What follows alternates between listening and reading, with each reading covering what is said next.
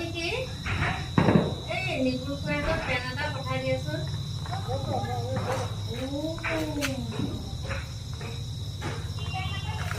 কি মুঠি আইৰে আইতাকৰ কোচত গোটেই নদী কৰি পেলালে